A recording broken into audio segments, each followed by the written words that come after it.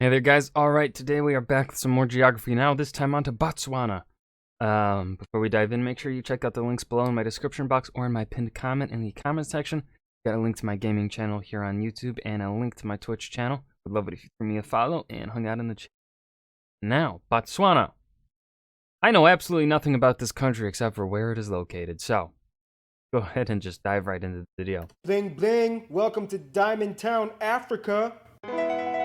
Alright, so they've got diamonds. Good to know. Hey everybody, I'm your host Paul Barbato. Like most other parts of sub-Saharan Africa. If there was ever an African comeback kid, Botswana would definitely fit that title. But first, you know the drill, let's dissect the flag. Ooh, a simple The flag flag. is pretty simple. I like the blue, kind of Estonia-ish vibes with the blue, black, and white. I believe that is the same colors as Estonia. I think it's Estonia, that color. One of them. It has a blue field cut horizontally by a black stripe with a white frame. The blue represents water, or more specifically rain, as it is a precious resource the country relies on and sustains life of the country. I like that transition there with the raindrop. That was cool. The black and white frame also has two meanings. The first one being that Botswana is a country of diverse cooperation between people of different races that work in harmony, and the second that it represents the stripes of a zebra. Easy. Moving on. Botswana's location is kind of serendipitous in that for the longest time, they didn't even realize that they were sitting on buried treasure. First of all, Botswana is located in the southern area of the African continent, about the same size as France, and is bordered by 4 other countries. Looking Way bigger than I thought it would be. at the map, you would think Botswana is only bordered by Namibia, South Africa, and Zimbabwe, but if you look very close at the northeastern tip where the Chobe River meets the Zambezi, you see the Zambezi quadrupoint in which all 4 countries meet. This spot has the ever so narrowest of borders, only a few dozen meters wide, that Botswana has with Zambia on the Zambezi River. This area is right on the A33 road that takes you to the Kazungula Ferry, the only place in all of Botswana that gives you access to Zambia directly from Botswana. This is also the only part of Botswana that touches the world-famous Zambezi River, which has been historically used for centuries for navigating across the African savannas. It's kind of funny though, because when drawing the borders, they probably could have taken more, but Namibia was like, oh hell no, I'm gonna go get me some of that Zambezi, y'all. Look at me, I got this dry skeleton coast, I needs my hydrations. Botswana's capital and largest city is Gaborone. If you speak Setswana, it's pronounced Gaborone, located close to the border of South Africa, and the country is divided into 9 districts. With the exception of Namibia's straight and quite frankly very distinct and noticeably well-marked border with Botswana, the Caprivi Strip, most of the borders are rivers, like the Chobe, Limpopo, the Shashe, which, by the way, in the very east, Zimbabwe was like, look, I know we're using this river as a border, but I'm just gonna draw a radius around the station of Tuli, and everything in that circle is mine to use as a wildlife reserve, even if it does cross the river. Okay, a wildlife reserve. Okay, you can have it, Zimbabwe. Otherwise, Botswana is pretty open and free. As the 3rd least densely populated country in Africa, it's a haven for nature and safari enthusiasts. Nice. Ooh, good opportunity to transition.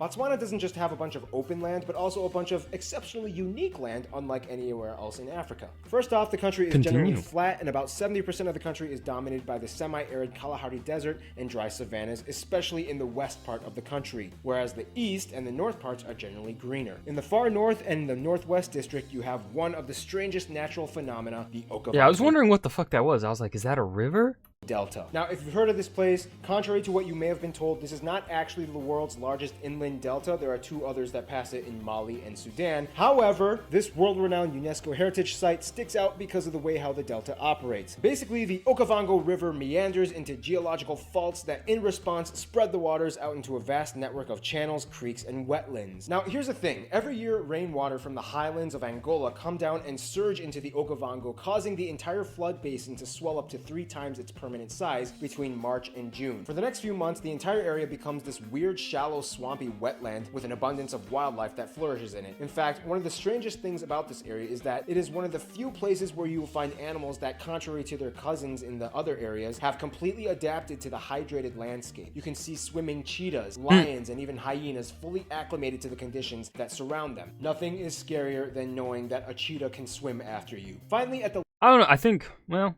cheetahs are terrifying, but I'm still... Cheetahs are fast, but they're still relatively small. So, like, they're not as powerful as, like, a lion. The lion is swimming at me. That's fucking scary. That's scary. The latter months of the year, the Okavango dries up again, and about 60% of it is absorbed by plants. Or a hippopotamus. Do hippopotamuses live this far south? Over 30% is evaporated, and the rest is either transpired into underground aquifers or drained into Lake Nyami. Now, granted, Botswana is dealing heavily with drought and desertification in their country and is trying to combat it with legislative action. To the east, you have the even stranger Makati-Gadi and Suapans, which are two large salt basins, just like Salar de Uyuni that we learned 2 episodes ago. Remember? I remember! This area used to be a lake that eventually dried up and is actually the site of Botswana's largest salt and sodium carbonate mines. If you look closely, you can even see the mines close to the eastern edge of the basin. No, those green rectangles are not crop fields. Those are actually well fields and solar evaporation ponds filled with water that are used to process and calcify the minerals in the mines. Speaking of mines, since the 1980s, Botswana has actually been the world's largest producer of gem diamonds. 5 diamond mines have opened up since independence, and the world's richest diamond mine is found in Jwaneng. The diamond industry has actually played a huge role in the past and in today in the development of the economy and people's lives. Now let's talk about that. Okay. Botswana is kind of like the place that you would be proud of if it was your little adopted African son. Unless if you were Africans can adopt Africans too. You would be proud of it if it was your son. First of all, Botswana has just a little bit over 2 million people, the majority of whom, about 80%, identify as ethnically Tswana, which is also where Botswana gets its name from, Botswana. Other minority groups include the Kalanga, the Basarwa, the Kgalagadi, and a small percentage of the population is also white, mostly descendants from former English and European settlers during the colonial days. Actually, recently, there's been a huge influx of white people moving into Botswana from neighboring Zimbabwe, as the president Robert Mugabe, if you could even call him a president, much less a 3-decade-long dictator, has instituted laws that actively discriminate and oppress the white minority, unless if you are like super talented, like Christy Coventry, who won 7 Olympic medals, including 2 golds for Zimbabwe in the 2004 and 2008 Olympics, and Mugabe called her a daughter of Zimbabwe and gave her $100,000. Oh, sorry, back to Botswana. Essentially, pretty much That was a Zimbabwe rant. everybody in the country speaks English. The Tswana people might speak Tswana or Setswana, and many of the white people might speak Afrikaans as well as a second language. For those of you who don't know, by the way, Afrikaans is kind of like an Africanized Dutch. Long story short, Botswana used to be part of the British Empire under the name of Bechuanaland. Okay, let's just get it over with and get the pun out because I know you'll go crazy if I don't. Bechuanaland in Bechuanaland. There, you happy now? No. Moving on. The interesting thing, though, is that Botswana actually has very fascinating tribal groups found along the rural areas of the country. One of the most sought-after people groups for studies by sociologists would have to be the San Bushmen, found in the northern regions by the Okavango Delta. The San Bushmen people speak a Khoisan language, which is saturated with these unique click sounds. Many dialects can even have up to 48 different click consonant sounds. The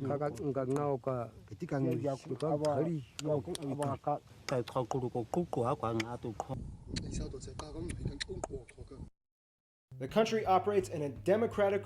I would never be able to learn that. You could probably try and teach me for 10 years and I still wouldn't know. Parliamentary republic with a president as a head of state. In fact, according to Transparency International, Botswana actually has the least corrupt government in all of Africa, on par with countries like Portugal and South Korea. Culturally, Botswana identifies closely with other countries in the South African region. About 70% of the people identify as Christian, and regular church attendance is actually pretty high. The rest are either non-religious or ascribe to folk religions. Essentially, though, Botswana used to be one of the poorest countries, but today has developed a steady economy and infrastructure that has made it into the 4th largest GDP in all of Africa, on par with countries like Mexico and Turkey. This is partially thanks to the mining industry, but also to the new financial sector that Botswana is heavily investing in. With strong fiscal policies and free market enterprises, Botswana was able to nab over $7 billion in foreign exchange reserves just about 10 years ago. Today, Botswana has Africa's highest credit rating, and with a well-capitalized system which allows high interest rates, Botswana seems to be doing something incredibly right. I'm coming for you, Switzerland! Wow, Botswana, looks like you've stepped into the international limelight.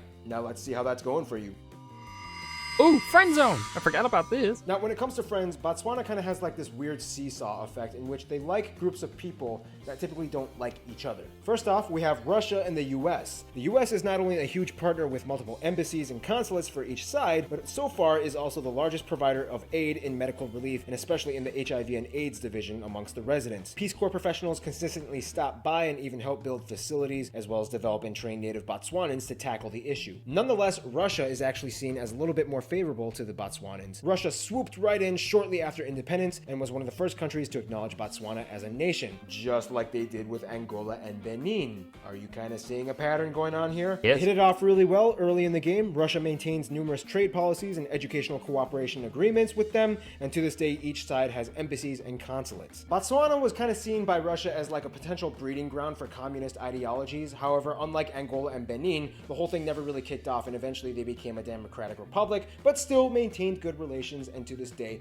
Botswana is one of the countries that Russians do not require a visa to enter. Then you have Israel and Pakistan. Pakistan has been a favored business partner and has built ties with Botswana for years, and even has overseas embassies in Beijing and Yemen for each other. However, Israel also has cooperation agreements and invests heavily in the irrigation sector to help Botswana fight its desertification problem by suggesting models that have worked for their own country. Israel is also facilitating the development of the Botswana International University of Science and Technology. Finally, you have what Botswana would consider their best friends, Namibia and South Africa. These three countries go way back. First, South Africa used to have some drama with Botswana, but today is really close and has signed numerous agreements in tax, agriculture, health, transport, and more. A huge portion of the Botswanan economy is dependent on South Africa, and culturally they resonate pretty close as they were both parts of the British Empire. Namibia, though, is really close to Botswana too, but remember, Namibia kind of broke away and became independent from South Africa. So here we have a country and another country that used to be part of that country being friends with this country. It's kind of like going to a party and realizing your ex-wife is there. Nah, but relations between South Africa and Namibia are fine. Soon after Namibia's independence, Botswana was one of the first countries to shake hands and sign treaties. The only issue is that Namibia once scared the crap out of Botswana because they almost planned on deferring the water from the Okavango River away from the basin to help irrigate their land, which would destroy the whole delta. Luckily, the plans were diverted. In conclusion, Botswana is like the little African country that accidentally got blessed and then ran with it. Stay tuned, Brazil is coming up next. Hey, Geography peeps. Shit. All right. That was Geography Now, Botswana. I don't know what to add. This well-paced. Didn't feel as interesting as last video. But yeah, still good. Learned some things here about Botswana. Hope you guys enjoyed. Remember to hit that like button and subscribe for more, and I will see you guys in the next video. Peace.